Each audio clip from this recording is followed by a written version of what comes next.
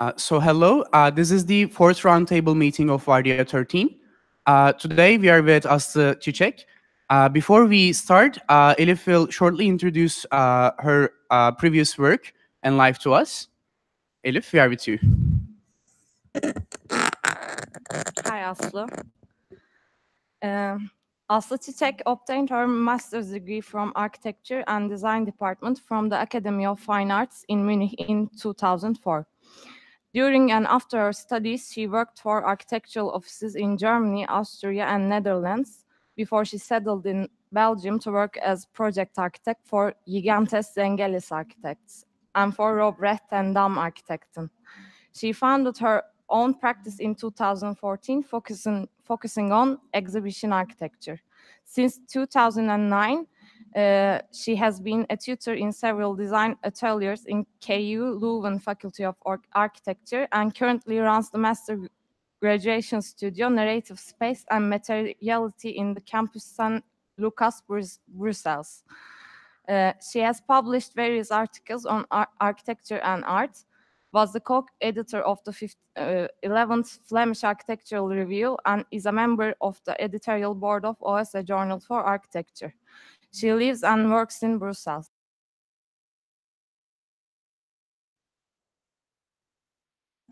Thank you, Elif.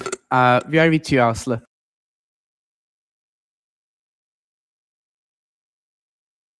Wait, John, yeah. Do you hear me now? Okay. Hello, everyone, and thank you for the invitation for this roundtable, digital roundtable sessions. I have prepared a short presentation for today, as I've been asked to reflect on the biennial you're part of, to share my reflections on it. So I will now try to show it. I think it's this. And are you seeing the presentation?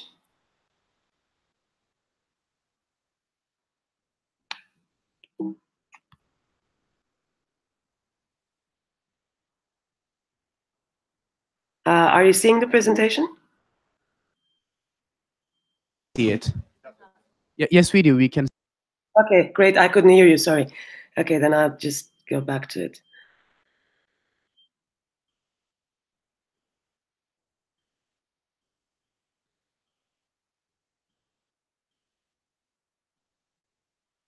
So I've called this presentation the transient and transitional nature of architecture exhibitions. And it's a kind of quite fast forward introduction through how these big exhibitions occurred, came to happen, and close by history. So let's go back to how it all started, to the roots of this large-scale, world-embracing exhibitions. And in this regard, it won't harm to mention the Crystal Palace designed and built by Paxton in 1851 in London. This building was not only a significant monument or moment in architectural engineering history, but it also embodied, for the first time, the notion of bringing all the world into one single place, under one roof, according to some theorists. This apparent closeness, though, created an immediate distance as well. The places, in this case, the celebration of colonialism, became part of setups or scenes, if you like. And a certain global momentaufnahme of the world, a kind of snapshot of the world, concentrating obviously on the progress of the British Empire, was the main theme. And it has been appreciated a lot. But this elegant construction was not perceived only positively. For instance, Karl Marx has seen it by coincidence when he was in London, and he became furious about what he called later an emblem of capitalism, fetishism. So this world exhibition under this one roof, this elegant construction, was, according to Marx, actually the celebration of capitalism, and absolutely not its place.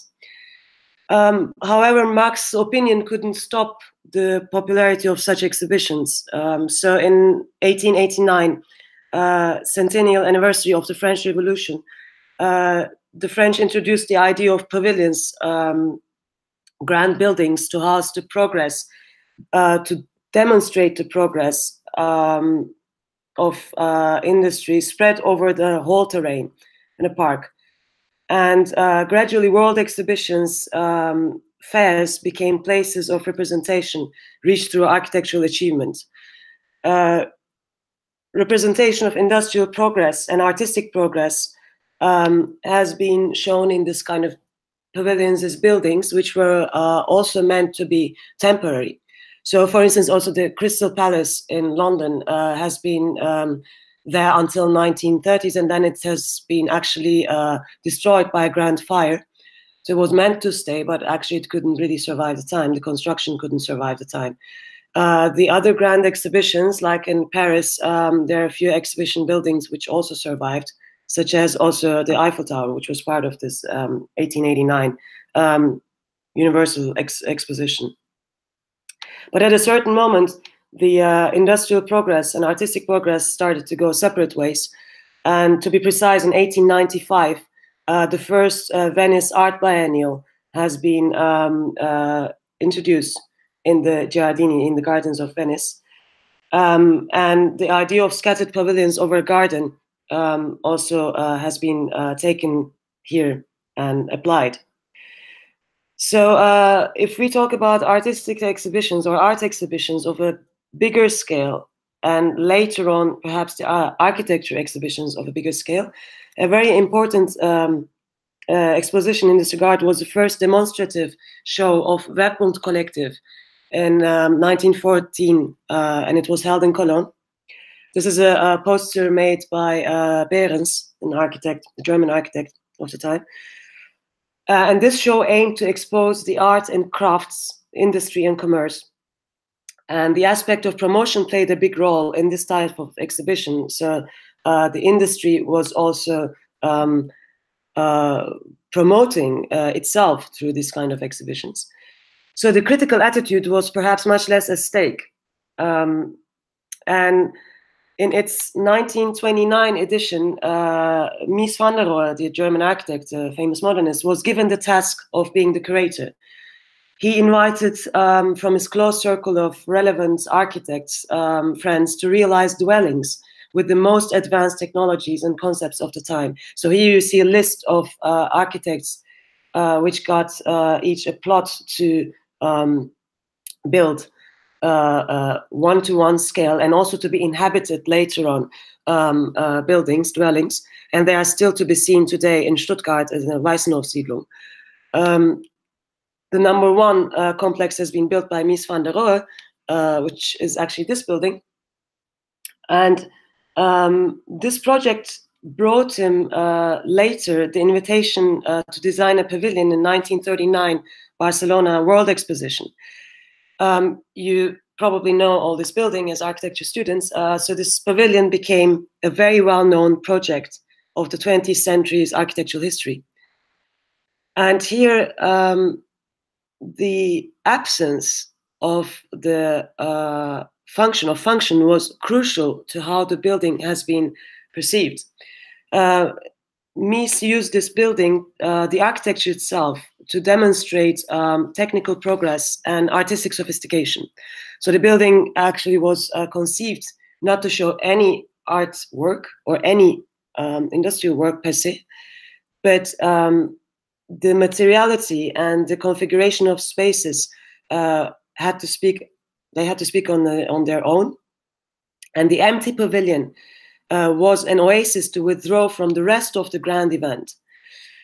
The pavilion was dismantled after the exhibition, and it was restored in 1980s only due to some attempts of Spanish architects. And today it can be seen on the site. But this kind of pavilion, of course, has been very crucial to the understanding of what architecture can do in a bigger scale exhibition, what it can actually achieve as itself. So examples followed. The Italian Pavilions Courtyard, designed by Carlo Scarpa in the 50s in the gardens of Venice in Giardini, still succeeds to offer some tranquility of a kind. You probably have seen this space. It's actually, especially when the openings or the finissages of these biennials are happening, this kind of space is a little. It acts like a room where you can actually get back and sit and have a bit of calmness. But also, it's a demonstration of architecture. It's very sculptural. It is very. It has an atmosphere which really speaks to you from an architectural language. Half a century later, the contribution of Brussels-based architectural practice office aimed to create an oasis in the middle of these crowds as well. But other than Scarpa's courtyard and Mies's later restored pavilion, this project was very much aware of its temporariness. So it was built with scaffoldings around the existing pavilion and created an in-between space where you could actually completely forget what was happening outside and would concentrate on the old pavilion itself. But it was also dismantled after the event, it had to, and it would remain on pictures and documentations. The theme of that biennial, the 11th edition, was called Out There, Architecture Beyond Building. It was created by Aaron Betsky. And the following edition was entrusted to Kazuyo Sejima, who introduced the theme as People Meet Architecture. This edition had almost conditioned sternly one-to-one scale installation as projects. And it, in my opinion, succeeded to represent architecture as itself. And this success, let's call it, still goes on today. If you visited the Swiss pavilion of this year's edition, or the British pavilion, the island, the experience of the space becomes very important, very crucial to this kind of exhibitions in order to communicate architecture. On the other hand, they underline the transient nature of the architecture exhibitions, as the structures have limited time span, lifespan of the biennial's length. In this regard, maybe the 14th edition, curated by Rem Koolhaas, was an intelligent take on what would remain after the biennial. Koolhaas had not only curated, of course, the whole biennial, but the main exhibition, the big exhibition in the main Italian pavilion called Elements, concentrated on fragments which made architecture to architecture, let's say. And in reality, again, in my experience, it was perhaps much less relevant than what its documentation became. This documentation of the show quickly became this popular source for students and also for practitioners. So the simple concentration on the topic of these elements, fragments of a building, allowed an approach which, independent from the actual quality of the exhibition, survived the transient nature of a biennial, of an exhibition of architecture. So this intersection of an exhibition with a publication is possibly used to its full potential in order to reduce the distance between the actual object belonging to the architectural production and what remains after a show of such kind. However, at this point, I would like to recall what Hans Hollein and Maximiliano Fuchsas jointly argued in an interview for Domus in 2004. They're both curators of the biennial. Hans Hollein has been very crucial also on the biennial he had curated in the 1980s, and they argued that an exhibition is not the translation of a publication into the third dimension. Yet today it seems as if the opposite of that argument is valid. So there is very little what remains from an architecture exhibition except the experience of architecture and occasionally a very well-prepared publication. And I would like to now finish this little presentation and start a dialogue by quoting from Fuchs's from the same interview. So I quote, "An exhibition has to be a part of your memories. You have to remember it. There are many steps and possibilities to understanding exhibitions. First, you go through it, then you see something, you memorize it, and finally you use this for something else. You have to find these different levels and play with this in an exhibition." I think that we still really need exhibitions of this type now. I'm not sure we have to end the concept of the huge exhibition.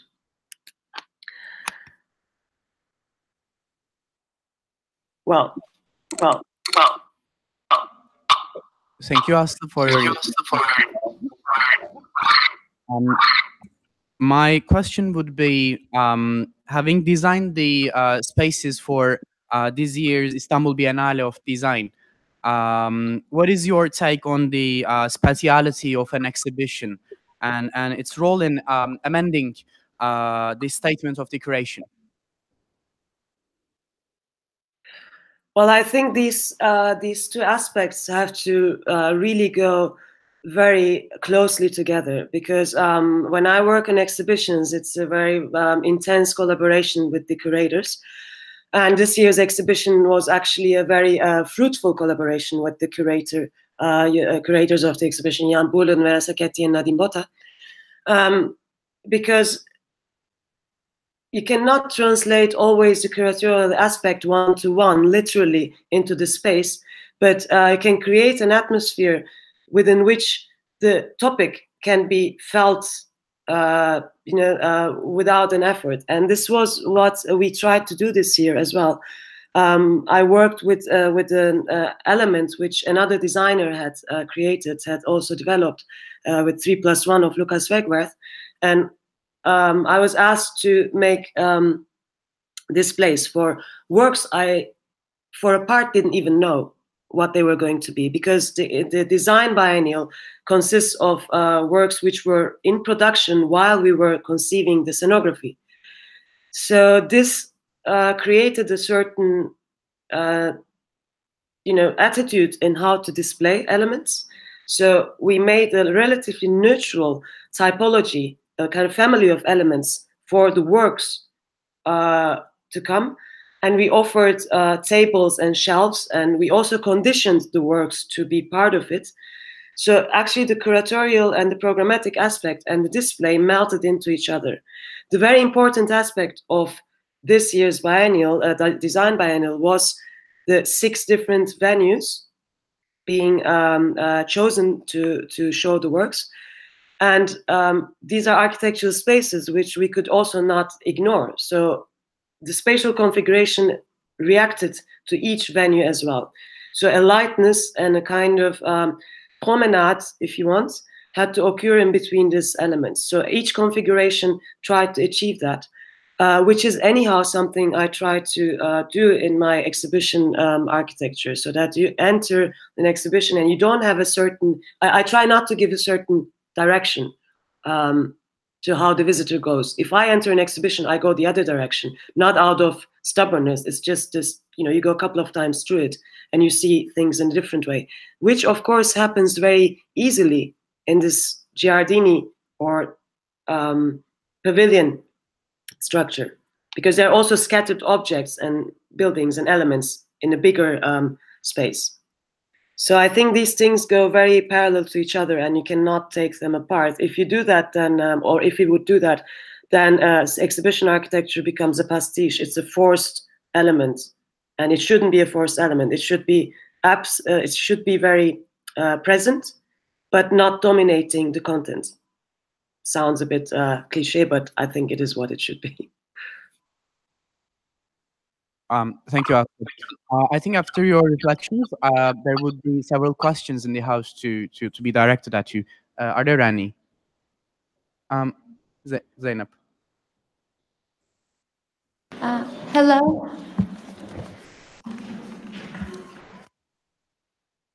You have mentioned that our exhibition architecture should not be should be present but not dominant. And when we see your works, other than the Istanbul Biennial, the other works that you have produced, we see some kind of visual interventions in the space. For example, in your Lager exhibition, we see yellow glass surfaces, which are not completely, but visibly changing the experience of the visitors. And what is your position in the situation? I mean, you said that exhibition architecture shouldn't be dominating, but also this is a sort of an intervention in that exhibition space. Well, indeed, it was an intervention, and it was not always perceived with equal, let's say, appreciation. We had some questions from some visitors. Why is it yellow? Why it's there? But what I mean with exhibition architecture being present and not dominant is that there should be a certain balance. I mean, what we have done in Léger exhibition was to introduce these elements in order to organize the exhibition's thematic take, because the curation had foreseen these different themes, which is very often what happens in exhibitions. So they are not always chronological. We have very often a thematic order of exhibitions. And so these elements actually have a function. And I always try to keep a certain layeredness and look through in the space and working. So it was very important that I, and with my colleague Jürgen Persein, we tried to have a certain perspective throughout the spaces, which meant that we wanted to work with some transparent elements. The color of it, which is quite dominant, came through the idea of Léger's way of seeing life, which was which was looking for some cheerfulness in a very, very difficult time of 20th century. And we thought it would be interesting to go through this exhibition all the time as if you would watch the world with a yellow foil, with this kind of joyful color, with a certain warmth, in order to go from one theme to the other. And of course, the structure itself became also quite visible and quite present, because I don't think that, our task as exhibition architects is in just ordering or organizing the works on the walls or in the most ideal way to show them. There should be an intervention, which is called maybe even an interaction. I mean, you have a spatial experience, and that contributes to what you will remember, as Fuchsa said, what you will memorize from the exhibition itself. And in that regard, I think, the presence is not to be confused with dominance, but it has to be there. I can also make another comparison with museums architecture. My favorite museums are actually the ones of this enfilade typology, where you go from room to room, and it's not the white box.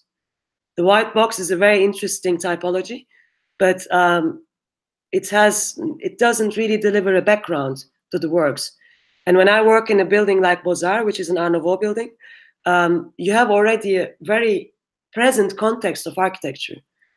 But I wouldn't, let's say, hesitate to encounter it with what we do today. That is my position and take on that. Thank you for your answer. Are there any other questions in the house? This year's Istanbul Biennale of Design's space selection was all from places that are exhibition spaces in the traditional sense, such as the Akbank Sanat and SALT and Studio X and YK's new building. Not that their work and effort is not appreciable, but since the whole of the selection is from art institutes in the traditional sense, which some could call all too white, sterile even. What would be your commentary on it? So you mean that the exhibitions are a bit too sterile because of being in an art space as such, or is that the question? The question is that the spaces are selected from places that are known for their being as exhibition spaces. Like there are no transformations for spaces that were not exhibition spaces prior to this year's Biennale. All were already in the practice of exhibition. Yeah, well, the choice of these 6 different venues has a lot to do with the relation to the city, actually. Because as you know, it's this kind of cultural mile, you can say. You can walk, it's about 3 kilometers, and you can walk from one to the other. And that was a very important decision by the curators to involve the city and the kind of sensation of going through Istanbul, that you don't come into a building, whatever type, whether transformed or a museum, that you would go in and out and you would actually enter like classrooms along a corridor of a school. So Istiklal Street, the main mile for this exhibition, is to be seen like a corridor of a school building. And the exhibition venues are these classrooms, as the biennial is called a school of schools. And the relation towards the city is very crucial. And the exhibition spaces on themselves are not always the easiest ones. For instance, in Yapı Kredi, I found it very difficult to relate to the space, Yapı Kredi Cultural Center. Or Aksanat is a contemporary art space, but it has a very difficult, again, floor plan because of this of the existing building. It's an old, beginning of 20th century building in Istanbul. So not all of them were necessarily very maybe good for these exhibitions at first. In Pera Museum, for instance, we opened the windows towards Haliç, towards Goldenhorn, because the idea of taking Istanbul, taking the city into the exhibition space, could only be achieved by doing this. So the main idea here, or the main concept, was basically taking the city inside the exhibition without any kind of transformation of any other place, because that would also mean that you would be very much watching the space you're in. We tried to actually see also the urban condition this biennial is taking place, and also the condition of the time.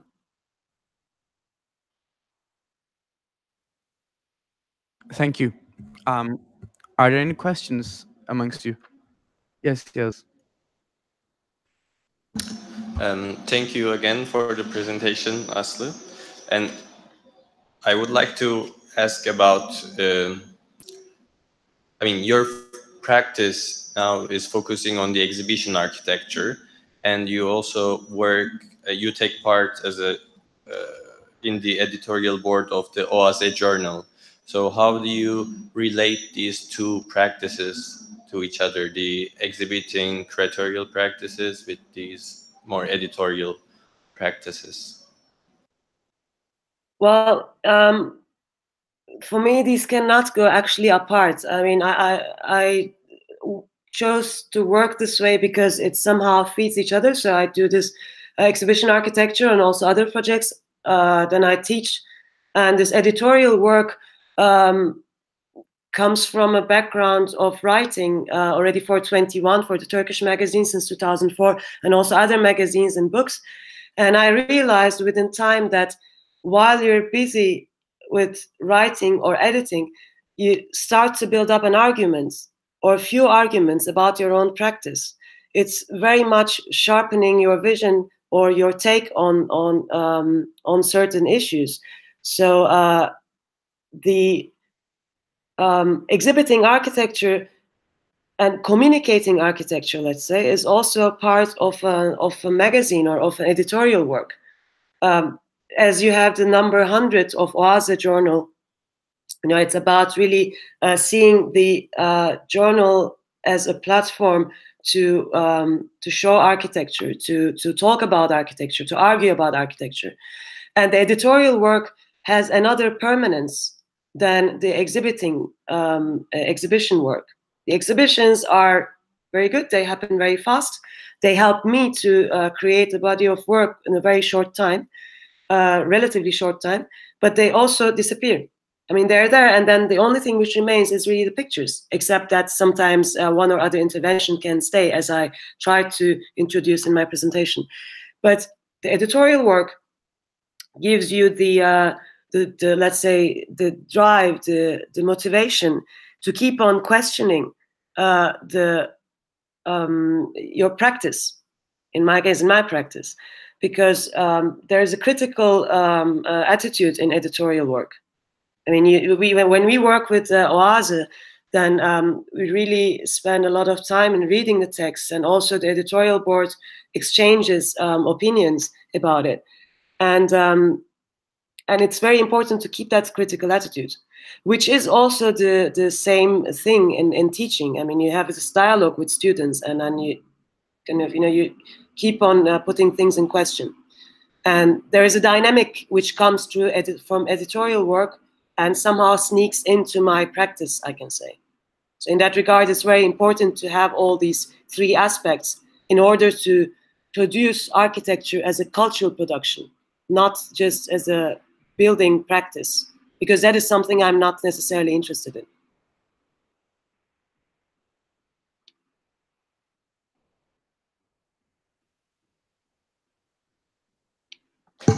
Yeah, thank you for your answer.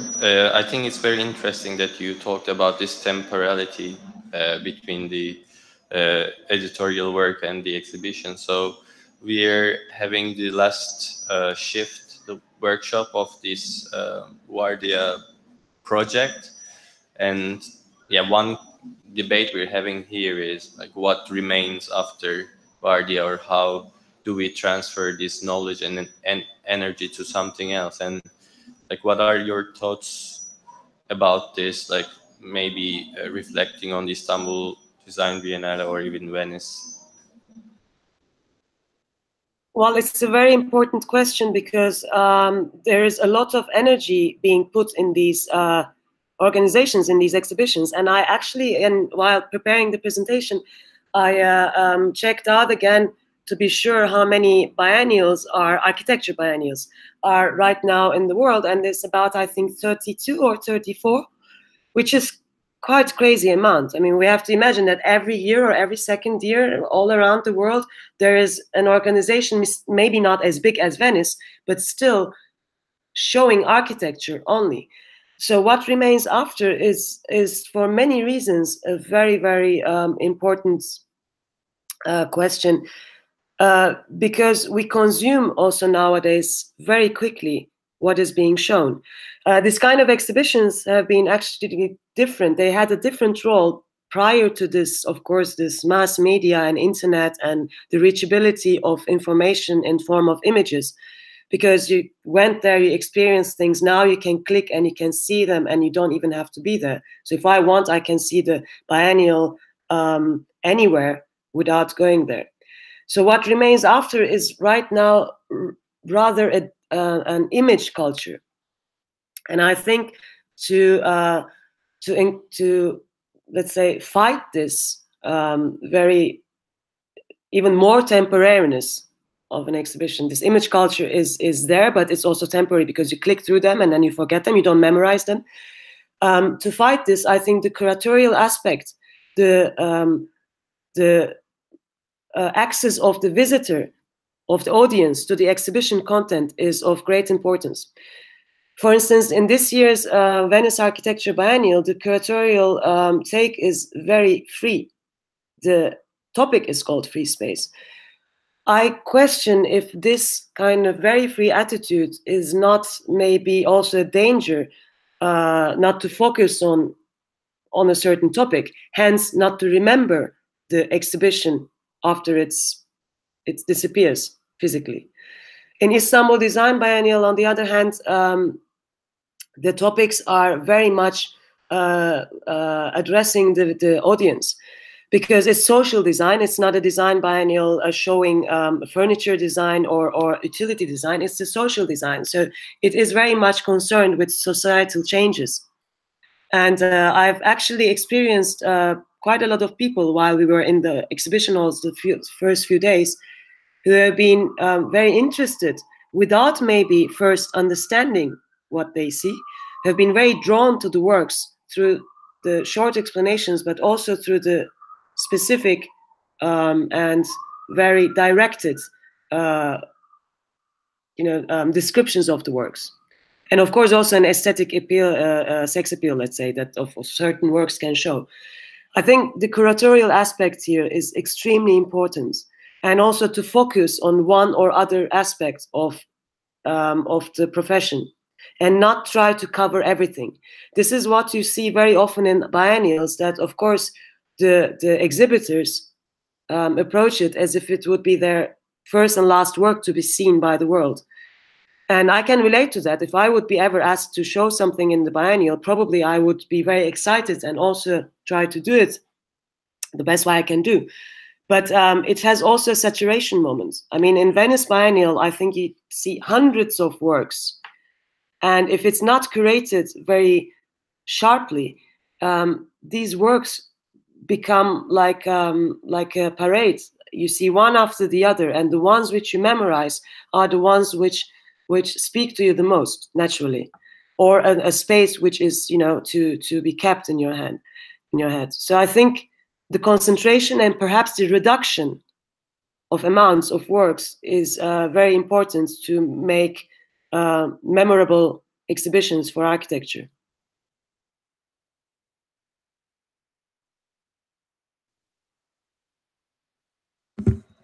Thank you, Aslı. I believe Nilra has a question.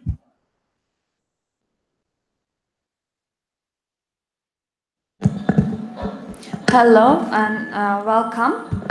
End of your presentation, you define exhibition as something we can go through it, we see something and we memorize it.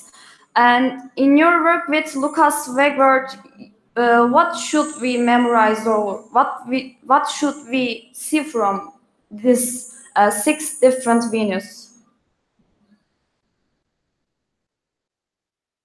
Well, I think what we wanted to be memorized is, first of all, the content, but also the let's say the evidence of going through the content. So we have very serene art spaces. We didn't touch the walls. I didn't want to actually hang anything on the walls except for a couple of works which really required that. So if we had a projection, for instance, that projection is part of the exhibition display. So it's being projected on the galvanized steel plate, and it's not the perfect background for a projection, but you can memorize that this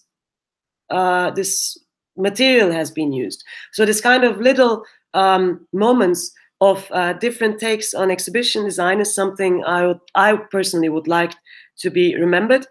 But also when you enter the spaces, that there's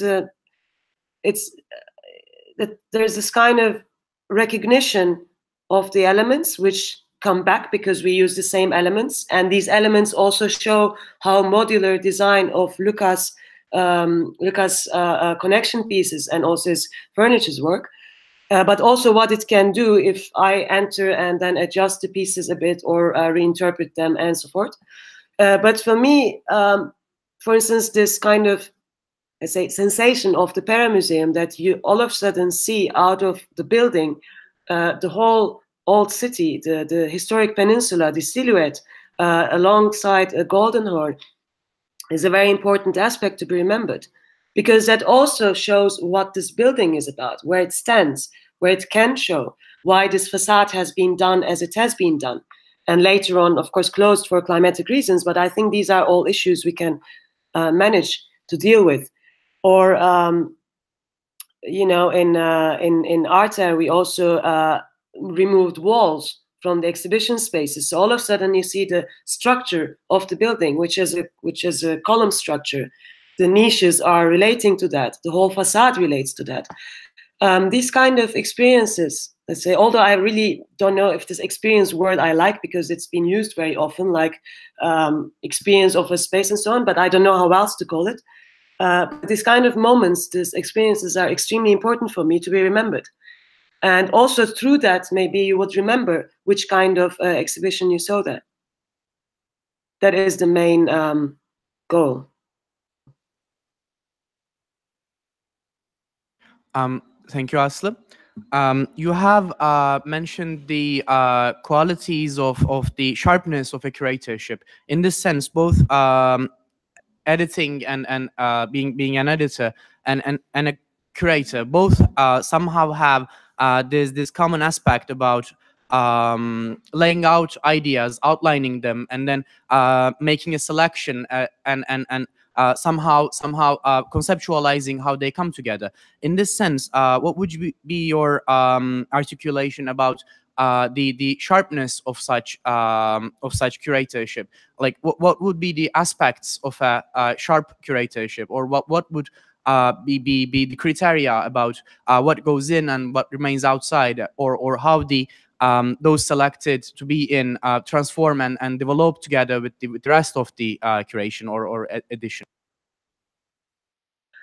Well, as I'm not a curator, what I will say about curatorship is to be taken with a grain of salt, because I don't want to also enter a discipline where I'm not very experienced with. But from the point of an editor and writer, sometimes I can say that the main principle should be clarity of lines, of contours. I mean, the limits of what you want to show.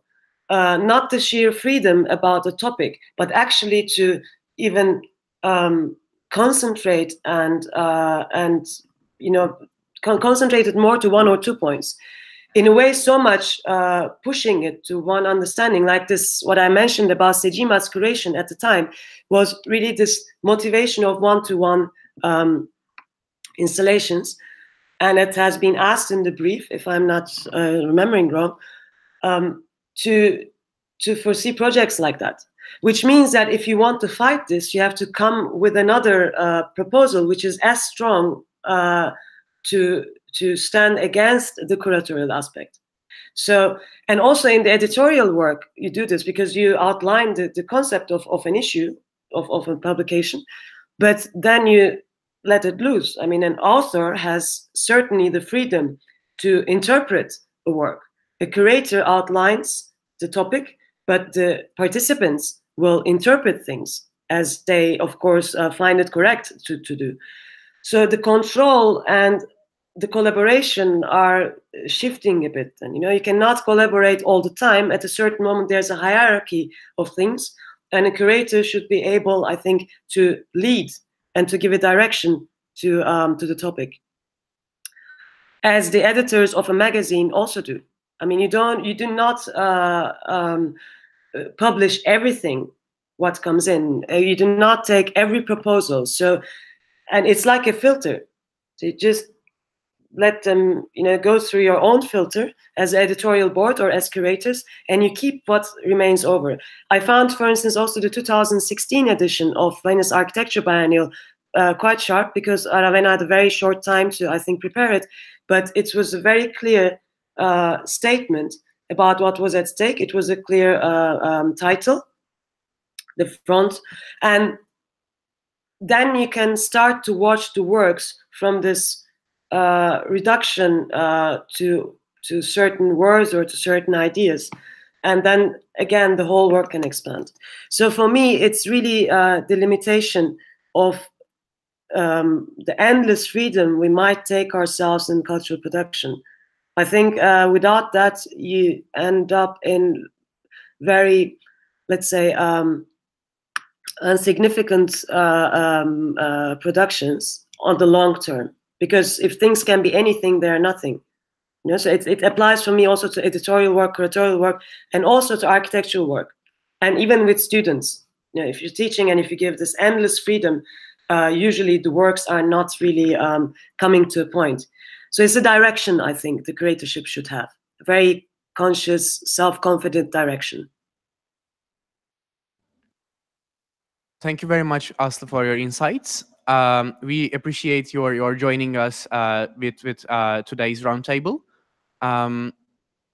hope to see you, and bye-bye. Bye-bye. Thank you very much, and have a nice day still. Bye.